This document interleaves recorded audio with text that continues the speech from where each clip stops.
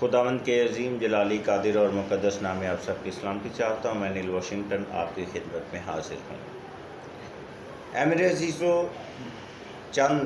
روز قبل جڑاوالا کے اندر مسیحی برادری کے ساتھ جو کچھ ہوا، جو سانحہ پیش آیا، اس کے بعد مسیحی برادری میں نے جن چیزوں کو محسوس کیا اور سنا، میں آج ان چیزوں کو آپ کے سامنے رکھوں گا۔ بے شک بہت سی ایسی چیزیں سوشل میڈیا پر گردش کرتی رہیں جس سے آپ اور میں انجان نہیں ہیں، لیکن میں نے مسیحی برادری میں جو خیالات اس واقعہ کے بعد پائے جاتے ہیں، میں آج ان کا آپ سے ذکر کروں گا۔ اور آج کا ہمارا ٹاپک یہی ہے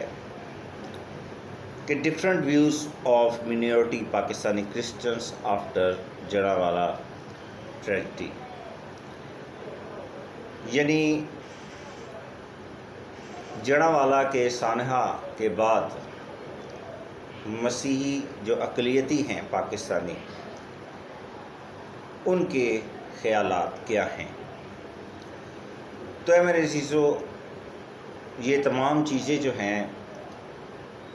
جن کا ذکر میں آپ سے کروں گا، یہ میں نے مختلف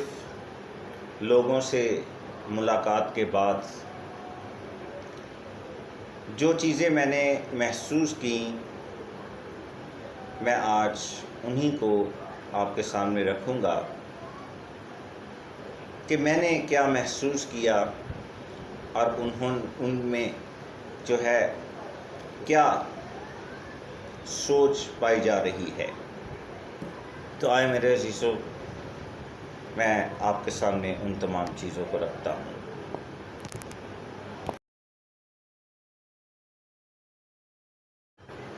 تو اے میرے عزیزو، سب سے پہلی جو چیز مسیحی کمیونٹی کے اندر میں نے محسوس کی وہ ہے خوف۔ خوف کی اس حالت میں جو چیزیں میں نے محسوس کیں، ان میں نے اس بات کو دیکھا کہ مسیحی برادری کے اندر خوف کی فضا ہے۔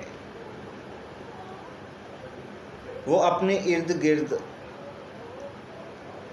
اس ملک پاکستان میں رہتے ہوئے عرصہ دراز کئی برسوں سے رہنے کے باوجود بھی وہ اپنے ارد گرد پائے جانے والے مسلم بھائیوں سے خوف زدہ ہیں، جن کے ساتھ ان کے تعلقات خوشگوار بھی ہیں، تو بھی ایک کسی بھی انجان واقعہ کے خوف کے پیش نظر، کسی بھی نامعلوم واقعہ کے رونما ہونے کے پیش نظر وہ اپنے اندر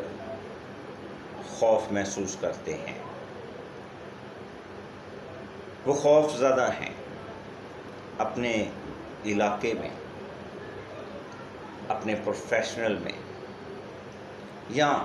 کسی طور پر بھی وہ اپنے مسلم کمیونٹی کے ساتھ جہاں بھی وہ رہتے ہیں، جس طور پر بھی رہتے ہیں، جس طرح سے بھی زندگی گزارتے ہیں یا محدود وقت کے لیے وقت گزارتے ہیں، ان میں ان کو لے کر خوف پایا جاتا ہے۔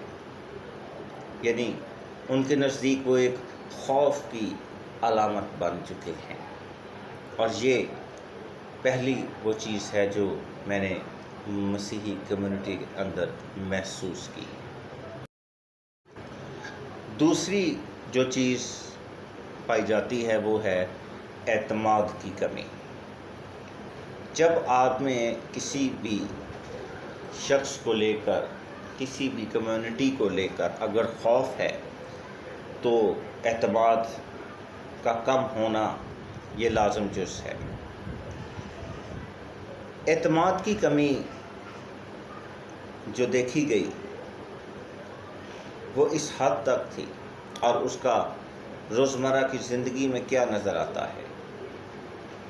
اگر دو مسیحی آپس میں کسی بھی ایسے سانحہ کو، جس طرح سے جڑاوالا میں رونما ہوا، اگر وہ ذکر کر رہے ہیں آپس میں،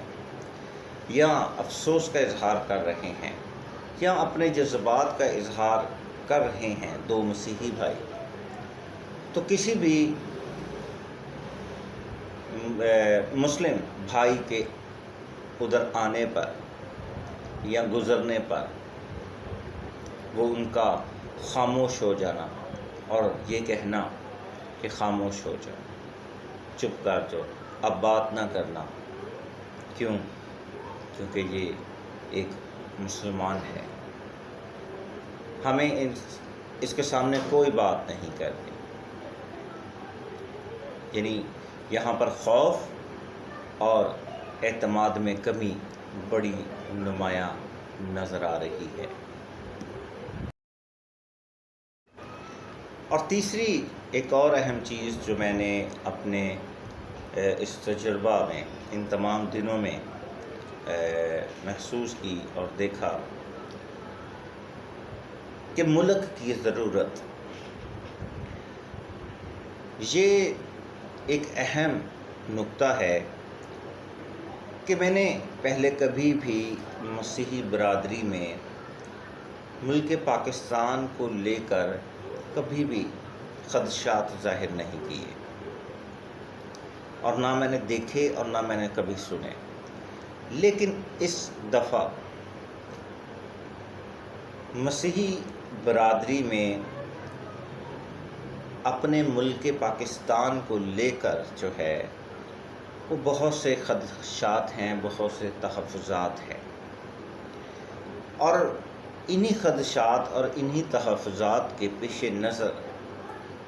مسیحی برادری کے اندر جو ہے ایک الگ ملک کی خواہش جو ہے وہ دیکھنے کو مل رہی ہے۔ سوشل میڈیا کے ذریعہ سے یا کسی طور پر بھی یہ بات بہت کم ایسے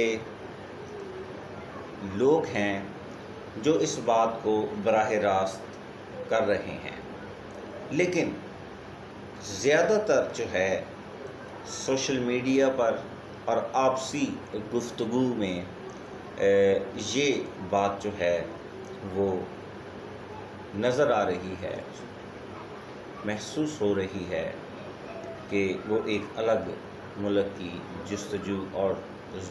موجودہ اور گزشتہ حالات کو دیکھتے ہوئے الگ ملک کی جو ہے وہ ضرورت کو محسوس کر رہے ہیں۔ تو اے میرے عزیزو، چوتھی اہم چیز جو ہے وہ ہے انقلاب، اور لازم ہے کہ انقلاب کے لیے انقلابی کی ضرورت ہوتی ہے، اور جس کا ایک رہنما ہوتا ہے، ایک لیڈر ہوتا ہے۔ تو یہاں پر جو ہے مسیحی برادری میں انقلابی سوچ جو ہے وہ پائی جا رہی ہے۔ ایسا نہیں ہے کہ وہ کوئی انقلاب برپا کر رہے ہیں یا کوئی ایسا منصوبہ بنا رہے ہیں، لیکن پہلی دفعہ جو ہے ایک ایسا نقطہ، ایک ایسا پوائنٹ جو ہے وہ دیکھنے کو مل رہا ہے جس کے اندر وہ ایک ایسے شخص کے انتظار کر رہے ہیں جو انقلاب لائے، جو سامنے فرنٹ پر ہو کر نہ ڈر طریقے سے جو ہے وہ کام کرے اور سب اس کی رہنمائی میں چلیں۔ اور کچھ بھائیوں کا کہنا ہے انقلاب کو لے کر کہ جس طرح سے موسیٰ کو خدا نے مقرر کیا اور ایک نیا انقلاب آیا، مصر کی غلامی سے نجات دی گئی، اسی طرح سے آج مسیحی برادری کو ایک ایسے ہی انقلابی لیڈر کی ضرورت ہے۔ تو اے میرے عزیزو، جہاں پر مسیحی برادری میں، کرسچن مینورٹی میں، جہاں پر ہمیں خوف اور اعتماد کی کمی، الگ ملگ کی ضرورت، انقلاب نظر آ رہا ہے، اس طرح کی سوچ ڈیولپ ہوتی ہوئی نظر آ رہی ہے، وہاں پر سوچ میں بھی فرقہ بندی عروج پر نظر آ رہی ہے۔ یہاں پر میں آپ کے سامنے سوچ میں فرقہ بندی کے چند نکات آپ کے سامنے رکھوں گا۔ تو اے میرے عزیزو، سوچ میں فرقہ بندی میں پہلا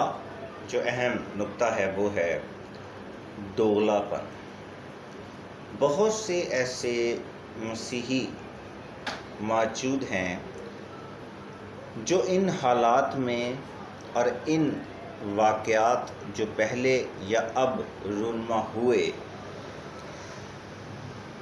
ان حالات میں وہ دوغلا پن رکھتے ہیں۔ وہ ہندو کے ساتھ ہندو، مسلم کے ساتھ مسلم اور مسیحیوں کے ساتھ مسیحی ہیں، تاکہ وہ کسی بھی طور پر خود کو اور اپنے گھرانے کو اور اپنے بچوں کو محفوظ بنا سکے۔ اور یہ دوغلا پن جو ہے ان کے نزدیک ان کی جو ہے ایک گارنٹی ہے، ایک شورٹی ہے، ایک انشورنس ہے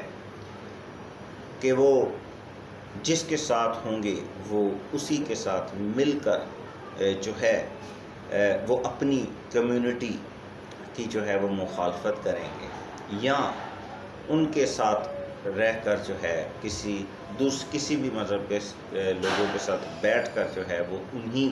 کے رنگ میں ڈھل کر جو ہے خود کو ان کا جو ہے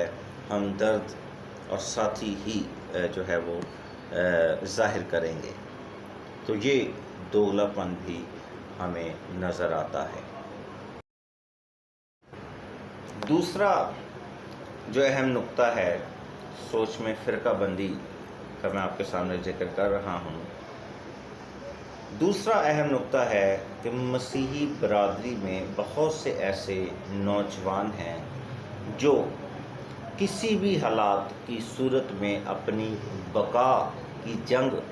تسلیم کرتے ہوئے یا سمجھتے ہوئے جو ہے وہ مر مٹنے کو بھی تیار ہیں، وہ ہر حد تک جانے کو تیار ہیں، وہ خود کو جو ہے خود کو ہر طور پر پیش کرنے کے لیے تیار ہیں اپنی مسیحی کمیونٹی کے لیے۔ اسی طرح سے جو تیسرا اہم نقطہ ہے وہ ہے کہ مسیحی کمیونٹی میں بہت سے ایسے لوگ بھی ہیں، ایسے بھائی بھی ہیں، بہنیں بھی ہیں، جو صرف ان تمام حالات میں، خواہ حالات کتنے ہی نارمل یعنی ایوریج طور پر ہوں یا کسی بھی کریٹیکل صورت میں بھی، ہمیں صرف اور صرف دعا کرنی چاہیے۔ ہمیں صرف دعا کی ضرورت ہے، خواہ کچھ بھی ہو جائے، کچھ بھی ہو جائے، ہمیں صرف ان حالات میں دعا کرنے کی ضرورت ہے۔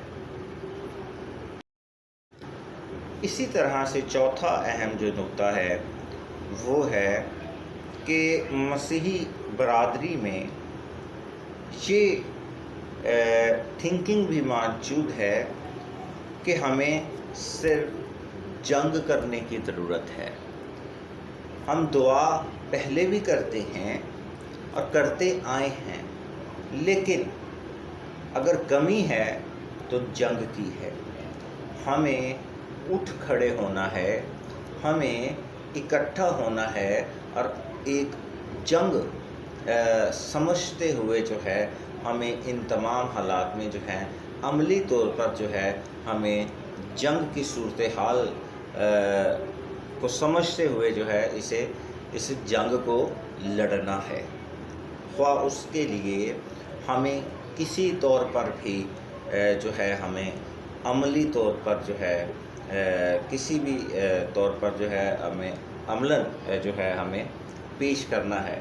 صرف دعا ہی نہیں بلکہ ہمیں جنگ کرنی ہے، اور جنگ کے اندر ہر طریقہ اور ہر طور پر ہر چیز جائز ہوتی ہے۔ اسی طرح سے جو 5واں نقطہ ہے وہ ہے دعا اور جنگ۔ مسیحیوں میں یہ سوچ بھی ہے، یہ خیال بھی ہے، اس طرح کی خیالات بھی جو ہیں موجود ہیں۔ ان کا کہنا کہ ہمیں دعا بھی کرنا ہے اور جنگ بھی کرنا ہے۔ جس طرح سے ہم پرانی عہد نامہ میں دیکھتے ہیں کہ خدا کے حضور انبیاء دعا کرتے تھے، کاہن دعا کرتے تھے جنگ کی صورت میں، لیکن ایک قوم ہوتے ہوئے، ہمیں مسیحی قوم ہوتے ہوئے ہمیں کیا کرنا ہے؟ ہمیں عملاً جنگ بھی کرنی ہے، یعنی دعا اور جنگ دونوں کی ضرورت ہے۔ جبکہ چھٹا جو نقطہ ہے وہ یہ ہے کہ ہمیں کیا کرنا ہے؟ ہمیں کچھ بھی نہیں کرنا۔ اس طرح کی بھی مسیحی برادری میں سوچ پائی جا رہی ہے، خیال ہے ان کے کہ ہمیں باہر سے مدد ملے۔ حالات کے پیش نظر اگر اس سے بھی بدتر ہوتے ہیں، یا آج ہی جو ہے ہمیں کوئی ملک،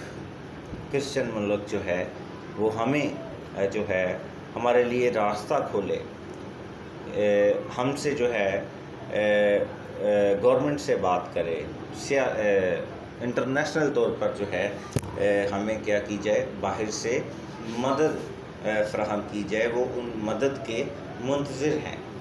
اور وہ کس طرح سے کہ ہمیں تمام مسیحیوں کو پاکستان سے باہر لے جائیں، اور ہم جو ہیں یہاں سے ہجرت کر کے ہم کسی بھی یورپ کنٹری کے اندر، یا ہر وہ ملک جو پاکستان سے بہتر ہے، خوشحال ہے، اچھا ہے، جہاں پر آزادی ہے، جہاں پر کوئی ڈر خوف نہیں ہے، ہمیں جو ہے کوئی بھی ایسے ملک کے اندر جو ہے وہ ہمیں بلا لے۔ جبکہ مسیحی برادری میں جو ایک اور اہم نقطہ ہے، وہ 7واں اہم نقطہ ہے، اور وہ ہے کہ ہم اسی لائق ہیں۔ ہماری مسیحی قوم اسی لائق ہے کہ ہمیں جوتیاں پڑتی رہیں، ہم اسی لائق ہیں ہمیں دبایا جائے، اور ہم اسی لائق ہیں کہ ہم پر تشدد کیا جائے۔ اور جو کچھ بھی آج ہماری برادری کے ساتھ ہو رہا ہے وہ بالکل ٹھیک ہے، بلکہ ہمارے ساتھ اس سے بھی زیادہ ہونا چاہیے، کیونکہ ہم اسی لائق ہیں کہ ہمیں اسی طرح سے جو ہے دبایا جائے، اور ہم اسی طرح سے ذلیل ہوں، کیونکہ ذلالت اور جوتیاں ہمارا، یعنی ہماری مسیحی برادری کا حق ہے، ہم ڈیزرو کرتے ہیں۔ اور اس کی وجہ کیا ہے؟ اور اس کی وجہ یہ ہے، یہ بیان کی جاتی ہے، یا یہ سوچ جو ہے وجہ کے طور پر پائی جاتی ہے کہ ہم عرصہ دراز سے، کئی برسوں سے ان چیزوں کو فیس کر رہے ہیں، مختلف ادوار کے اندر جو ہے، مختلف صورتوں میں جو ہے ہم اسے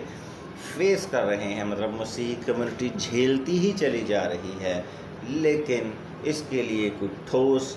ایکشن نہیں لیتی، ٹھوس قدم نہیں اٹھاتی، اور جو ہے اسی وجہ سے اسی طرح سے ہونا چاہیے، کیونکہ ہماری قوم، مسیحی قوم جو ہے وہ بزدل ہے، اور بزدل جو ہے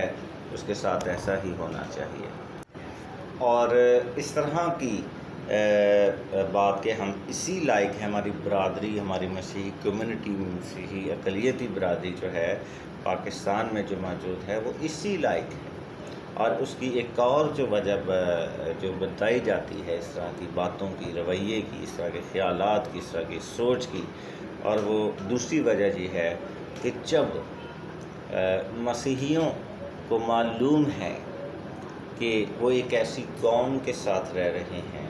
جو اس طرح کے انتہائی اقدام اٹھا سکتی ہے یا اٹھاتی رہی ہے، ہمیں